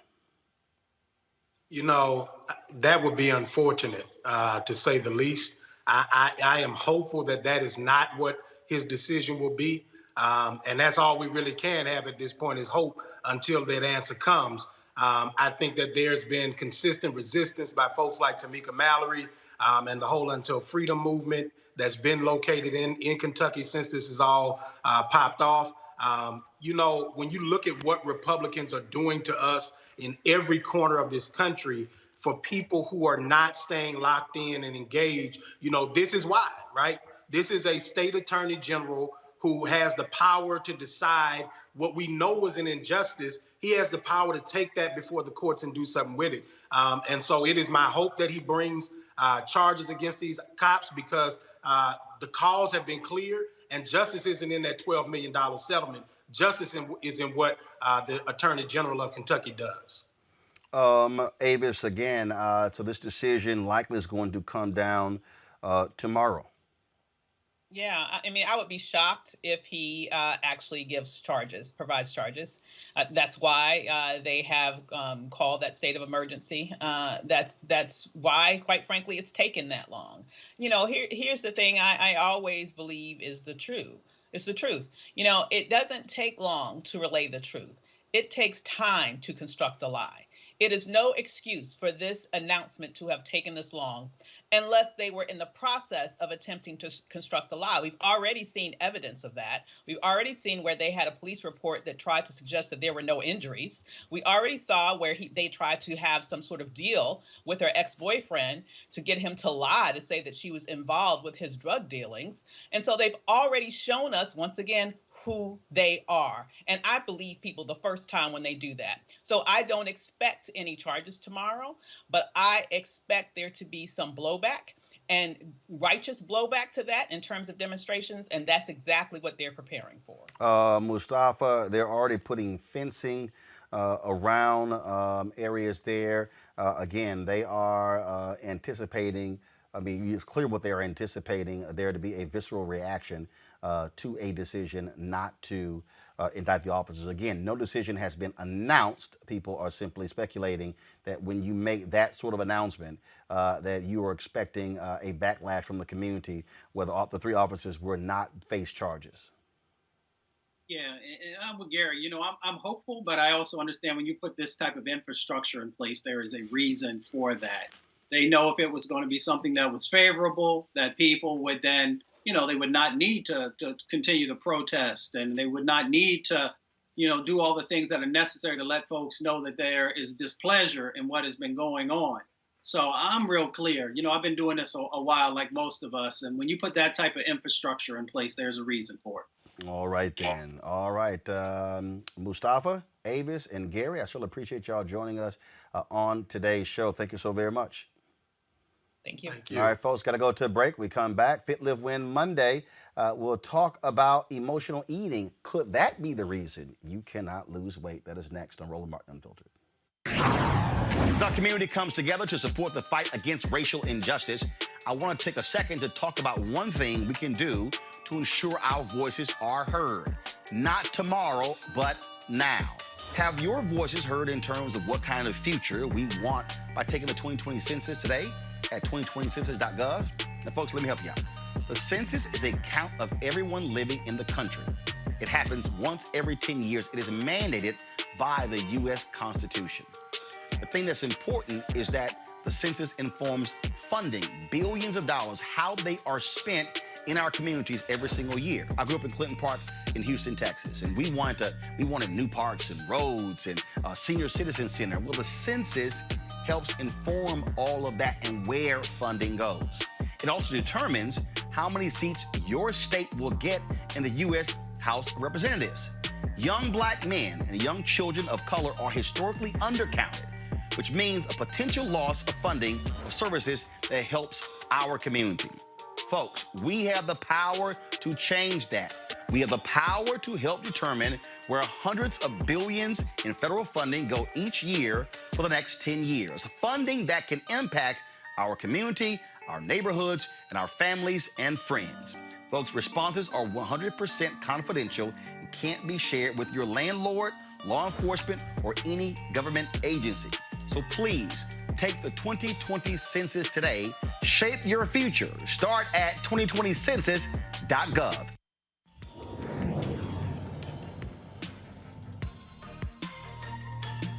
Had a lot of pain in this country. Trump can show up and say anything, and they can just go, oh, yeah. And the African-American community was great to us. They didn't vote. You know, he just called you stupid. Did you hear that? But he's for us. Really? And they were just regurgitating the things that they had heard on a radio or in the barbershop or something that somebody had told them. They hadn't thought about it. Democracy is in danger because people don't know how to think. I'm done with trying to convince people to try to vote for their, for their life. You have to run for your life. I'm gonna go try to get people who are open to it and lead them. I'm done with hope. Fuck hope, fight.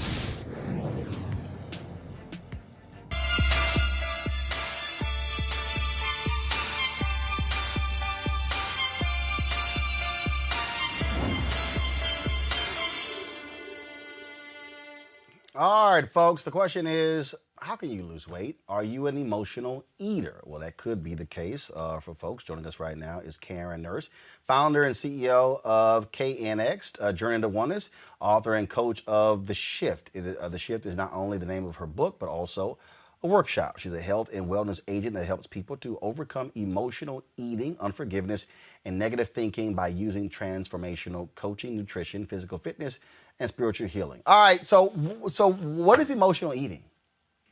And how do you detect it?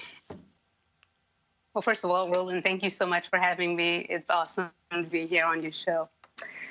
Emotional eating for me is just eating out of emotions. For me, although you were able to say today all of the different things I have accomplished so far, being a speaker, a coacher, fitness, KNX, Journey to Oneness, I haven't always been in this place.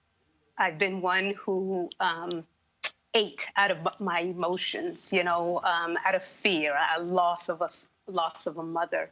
And so my emotions tend to take over, and I ate in order to deal with the emotions that I was going through. So how does a person even recognize that, or how can someone, if you're married to somebody, you could be a mother or a father, you could be a partner, a friend, or whatever. How do you recognize that and help someone through that and to help them identify that? Okay, well, for me, I had to go through a whole journey. I went through a whole process of knowing that's where I ran to. I ran to food for my the things that I was dealing with in life. So as I ran to food, can you hear me okay? Yeah, no, we hear you fine. Go ahead. Okay. So I ran to food. And so once I was able to identify the fact that, one, I had lost my mom, and thinking about the fact that I had lost my mom and being stuck in that place of losing my mom, and then trying to raise a son on my own, those were the areas that I went through my own journey. I had to first go through my own journey and identify that those were the areas that I was stuck in my life. And as I began to deal with those emotions, deal with the fact that I had lost my mom and didn't overcome it, that's when I began to see that I needed to first deal with those emotional eating.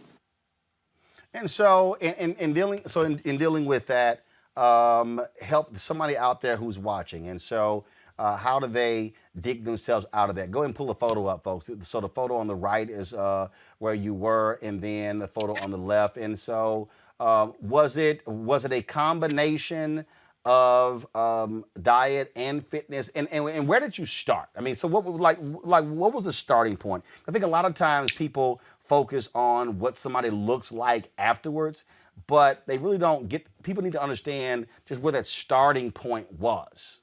That got you on the road to wellness. Absolutely. Well, for me, it was a matter of, I'm just going to make sure I look at my notes here. I was dealing with the fact that, I'm in this place of being a single mom. I'm 90 pounds heavier, and I'm trying to overcome this place that I'm in. I've been dealing with yo-yo dieting for years. And then after dealing with yo-yo dieting, finally being in a place of let's stop and think about what it is that we're thinking about. We have about 50 to 70,000 thoughts a day. And whether we realize it or not, these thoughts that we're thinking can either keep us feeling uplifted and motivated or feeling hopeless and bound. And for me, that's where I was, and can be for a lot of us. We get stuck in this place of being, for instance, for me, like I said, being that single mom and not knowing I'm going to raise this young Black man alone, right? And then the second thing, like I said, the loss of my mom, the trying to work in corporate America, being unseen, being unheard, feeling underprivileged, right? And then finally getting into this place where you're using food to comfort, using food to try to overcome these places that I was in. And as I began going down this journey, God had to pull me out and show me, hey, Karen, what are you thinking about? What is it that you're thinking about? So many of these things happened a long time ago in my life. But because I was still stuck in that place and playing those same memories over and over and over again in my mind, that's where I stayed. And I used food as comfort. I used food to deal with those emotions. And once I got to a place of realizing, well, God had to show me that using food as emotions, if I didn't release those emotions, I would continue to feed them. And once I began to release those emotions and allow them to free myself from them is where I started to overcome that place that I was eating in. And again, going through that particular process, what outside help did you get? Okay, well, for me, it was really eradicating that negative thought that I was thinking. I started, first of all, studying nutrition extensively. Many times, especially us as the Black community, we have no idea of the foods that we are eating. We have no idea of the processed foods that many times the sugar or sometimes even the meat or sometimes the processed foods that we're eating has an effect on our emotions and on our diet. So as I began to study nutrition, I started seeing, oh my God, this is where these factors lay. So first it was nutrition, and then the importance of moving our bodies, getting up and physically moving. And it doesn't have to be this really big HIIT, which is one of the classes that I teach now, HIIT, CrossFit. It doesn't have to start there. It just has to start with getting up and physically beginning to walk and move your body. The other thing was, what was it that I was thinking? Beginning to change your mindset, what it is that you're thinking. If you can think about what it is that you're thinking and begin to change your thinking process around it, you can begin to shift your lifestyle. Absolutely. All right, then. Well, where can people get more information to follow up if they're interested? You can follow me at KNX. You can check out my website, knx1.com. This is some of the new workshops that I have coming up. So we'll talk about weight loss, physical fitness, healthy eating, shifting your mindset, spiritual healing, and forgiveness. Our bodies is made up of 3 pillars: the mind, the body, and the spirit. If one of those pillars is out of whack, it can throw our whole being out of whack. So what area is it need to begin to focus on to bring those 3 pillars back into an alignment? And so this is one of the workshops that we have here. There's also the KNX Shift book that we have. Yeah, thank you so much. And you can start there. The book, you can get it on my website, like I said, knx1.com, or you can get it off of Amazon, KNX.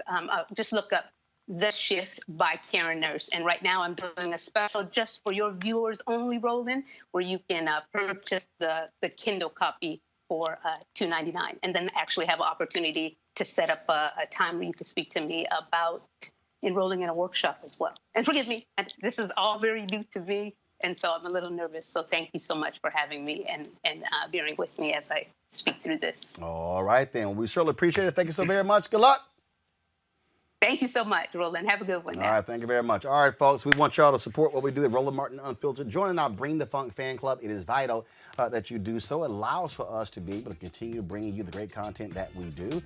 You can do so via Cash App, $RM Unfiltered, paypal.me/R Martin Unfiltered, venmo.com/RM Unfiltered. You can send a money order to New Vision Media, Inc., NU Vision Media, Inc., 1625 K Street Northwest, Suite 400, Washington, D.C., 2006. Again, we've got about 12,500 fan club members. Our goal is to have 20,000 folks by the end of the year join our fan club. And so our goal is to get you to give $50 or more. And of course, if you give less, we appreciate that as well. That's $4.19 a month, 13 cents a day, and we certainly hope you do so. All right, folks, that is it for us. We've got to go. Shout out North Carolina A&T. When I spoke there earlier this year, this was one of the pullover zip-ups they sent me, and so shout out to the North Carolina A&T Aggies. I'm a Texas A&M Aggie, so shout out to the Aggies of North Carolina A&T. All right, folks. I'll see you guys tomorrow right here on Roland Martin Unfiltered. Don't forget, please subscribe to our YouTube channel. Click on the button, turn on your notifications, so when we go live, you'll actually see our videos. And we also thank you for watching our videos on YouTube, because that generates revenue for the show, for us to keep doing what we are doing. All right, folks, take care. We'll talk. Holla!